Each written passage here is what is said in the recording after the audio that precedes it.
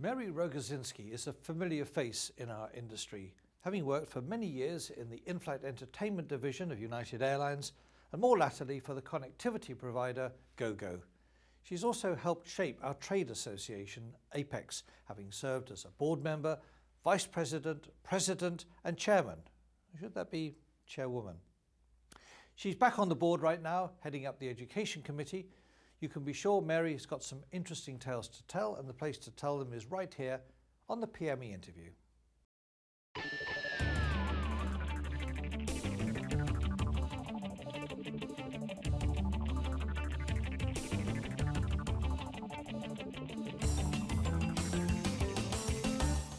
Mary Rogozinski, welcome. Thank you very much for joining us today. Steve. I've been looking forward to this interview for a long time. You're one of what we call, I suppose, the lifers in our industry. You've been around as long as I can remember, that's for sure. Tell me how it all started for you. How did you get involved in aviation? Oh, okay. Well, it's not a really fun story, Steve, but I'm happy to tell you. I was dating a boy in high school whose father worked for United Airlines. And that boy ultimately became my husband. One year, United Airlines needed summer temps, and I went to work there. It was a much better job than working at a department store or something, and from there, I just got hooked by the bug. Hired on after I finished college, and from there, worked at United Airlines for over 29 years. How did you get involved with in-flight entertainment? Probably 1990, I want to say. I was recruited by a friend, a colleague, who knew that I had been doing some work in what we call the applications development. It was taking requirements from customers or internal customers and communicating them to our IT department. And in 1990, United was looking to buy a new wide-body aircraft, and the aircraft we ended up buying was the 777, and we ended up being the launch customer of the 777. So got hired onto that team to basically start writing requirements for the new next generation, like bells and whistles aircraft, which was the 777. So we, again, became very involved in the aircraft selection initially. There were aircrafts considered. But we worked very closely with the vendor who we ultimately selected to do our in-flight entertainment system. And I focused on more of the aircraft. Some of my colleagues ended up working more on like seats development and so forth. So from the beginning, I worked on the in-flight entertainment system, which we thought was going to be a fully interactive, as I said, bells and whistles in-flight entertainment system, and it ended up not being that. Are we talking about the infamous British GMIS system? Yes, you are. The GEC Marconi in-flight system, also known as GMIS. Yes, it was. I think one of the problems we had as an airline, and I think you see airlines doing this a lot now, is that you tend to over-require. You write these requirements for systems and functionality that are way beyond the capability, or possibly beyond the capability of what a system could do, or maybe too early for its time. And I think that's what United did, but at the same time, GMIS committed to doing everything we asked for, and Boeing thought that was wonderful, and so the three were all kind of a little worried close to the delivery of the aircraft when things weren't working quite as we expected. It was a real challenge. I think airlines after that learned. Did you take the same approach when it came to connectivity? No, we didn't. Again, on the connectivity side, good question. With the connectivity side, we had a CFO at United who had just come off a project where he had worked with 2 other airlines to develop, I want to say it was like a booking site. It might have been like Orbitz or something. I can't remember particular which it was. But the 3 airlines got approval from the U.S. federal authorities to work together. No sign of collusion or anything like that. And the thought was that by bringing kind of a critical mass to the project, that it would be one way that it would succeed, and therefore the public would benefit. So then they took and applied that same concept to connectivity. We all thought connectivity was kind of the next thing on aircraft. And, but again, the higher ups in each of these companies thought the only way we could make it work is if we worked together. So it was kind of a fun project. United worked with American and Delta. We had to get antitrust immunity or agreement from the Department of Justice in the US, and it was this top secret project. And it was funny, we probably spent one night in a bar trying to name it, and we came up with the name Kansas. Why? Well, we spent a summer, and it may have been '99, because I remember it was a really horrible weather year. It was also a year where some of the pilots weren't really happy with things, so there were slowdowns and so forth. And we were flying, there was a group of us. There was marketing, which is I represented. We had someone from finance, we had someone from engineering, and then we always had an attorney with us. So there were 4 representatives from each of the airlines. And we took turns flying between Chicago, Atlanta, and Dallas. So we're flying across. And the reason I joke is there was all these storms in the midsection that were always causing delays and so forth. And someone threw out one time, well, why don't we just pick a city in between? The city was Kansas.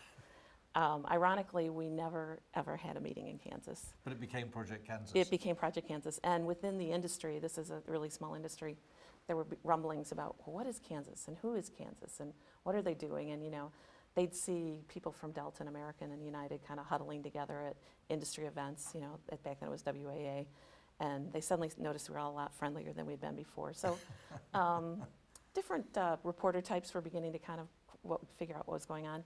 But what we did is we then spent, like I said, a full summer, it might have been 99, developing kind of the business case, the requirements.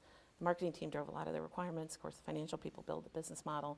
And then the engineering folks told us why we couldn't do any of what we wanted to do. So it was kind of interesting. And then we decided we wanted to select a technology partner.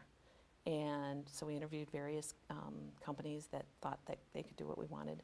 And we ended up selecting Boeing. And we selected Boeing because we felt they were a strong partner. It was kind of a wholly owned division of Boeing. I can't remember what they called themselves at the time, but they ultimately became ConneXion by Boeing.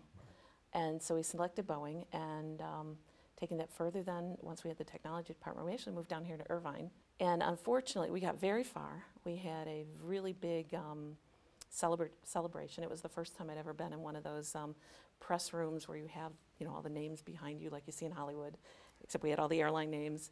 And we did it at the U.S. Press Club in Washington, D.C. And so our 3 top people in each of the companies came, and we announced our new project with ConneXion by Boeing. And that was June 2001. Again, we spent the summer working together that summer. And then with September 11th on 2001, we were all together in Brisbane, Australia for a WAEA event. Remember it well. Yeah, I figured you did.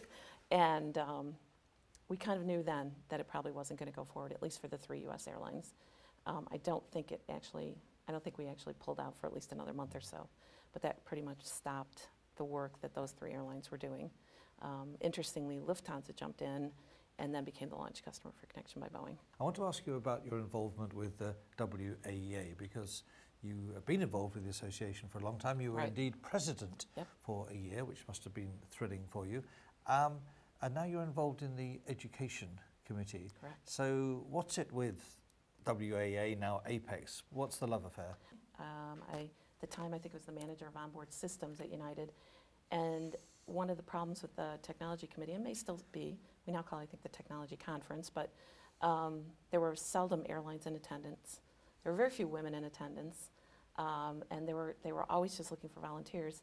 And I just saw it as a great opportunity to kind of bring to attention, I think we talked a little bit, we're at the technology committee meetings this week, and I think they mentioned it the other day, found a great opportunity to say, hey, I'm still really interested in connectivity. Can the technology committee do more of a deep dive into connectivity? Or, hey, we really like this idea of live TV. What would it take for an airline to implement live TV? Is it really as simple as some of these vendors are saying? So I used it as a forum to kind of, I wouldn't say push United's agenda, but it ended up being an agenda that supported a lot of airlines.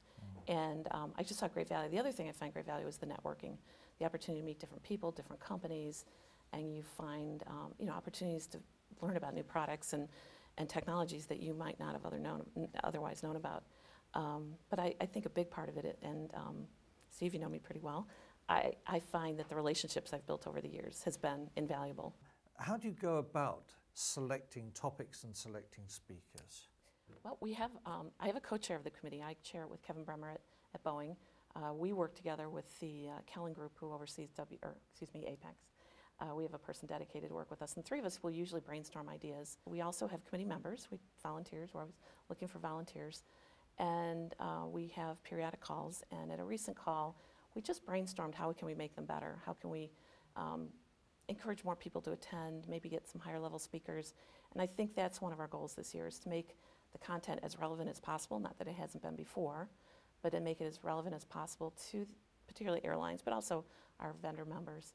So finally, Mary, let's bring the Mary Rogozinski story right up to date. What's your present position, your present So responsibility? I currently work at Gogo. My title at Gogo is Manager of Content Partnerships. What does that actually mean? So when Gogo, we had an airline partner who was very interested in offering what's now known as wireless IFE or streaming video, and we committed to develop a system. Interestingly, Gogo started as a telecommunications company, or internet company, and we have some great. I work with some brilliant engineers, and they developed a streaming video product that works very well. But then our airline partners also suggested that we source all the content for them, and it was kind of a funny little light went on in the company, and they realized not many people in our whole company knew anything about in-flight entertainment. I had joined Gogo as an account manager, so working with the airline partners, managing the whole relationship with our different airlines. And I was soon asked, once we launched the video product, if I would be willing to start negotiating contracts with more distributors and studios, identifying new content that we could offer. And that kind of led to being almost kind of like an internal CSP. Mary, it's always great to see you at any Apex event, and thank you for joining us today here in the studio. And best of luck for the future. Thank you. Thanks, Steve. Stay tuned next time as the PME Interview soars to new heights as we premiere our new look with new informative guests and our new name, Spotlight, all presented to you by Global Eagle Entertainment.